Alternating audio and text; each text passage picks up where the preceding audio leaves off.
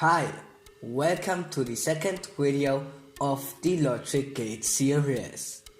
In today's video, I'll show you how to use the 7432 and the 7468. I'll also show you how each of them works, so let's get started.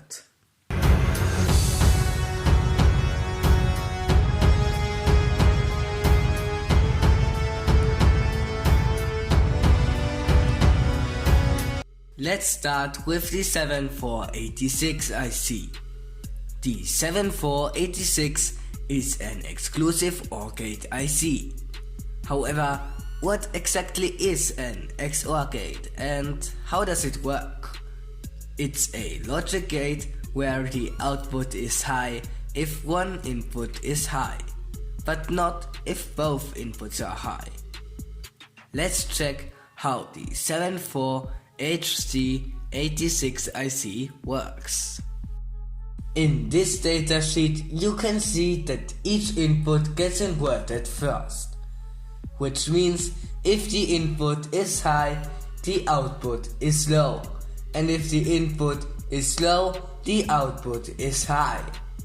Here you can see that the inverted input goes to the first input of this AND gate. Then the double inverted input goes to the first input of that other AND gate. You can see that the outputs of the AND gates go into a NOR gate, but this output gets inverted another time, which results in an OR gate. So that's how it works, but now let's build a simple circuit with the 74HC86. Here you can see that pin 14 is connected to VCC and pin 7 is connected to ground. Pin 1 and 2 are connected to ground with a 10 kilo ohm pull down resistor. Now we connect a LED and a dropping resistor to pin 3 of the IC. Pin 1, 2, 4, 5, 9, 10, 12 and 13 are input pins. The other pins are for power and the outputs. Pin 1 and 2 will be connected with a wire to a button which is connected to VCC. If I press one button, the LED at the output turns on.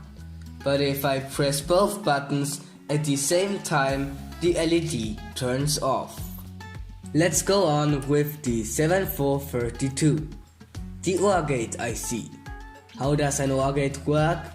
That's quite simple. If one or both inputs are high, the output is high. With this truth table, you can see the inputs and the output. For example, if both inputs are low, the output is also low. Now let's build a simple circuit consisting of the 7432, two 10 kilo ohm pull down resistors, two buttons, a breadboard, some wires, a dropping resistor and a LED.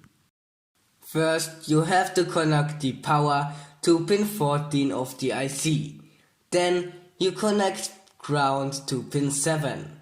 The remaining part of the circuit is like at the circuit we've built before. But instead of using the 7486, you have to put the 7432 in the circuit. As you can see, I press one button and the LED turns on. I press both buttons and the LED stays on. If I release the buttons, the LED turns off.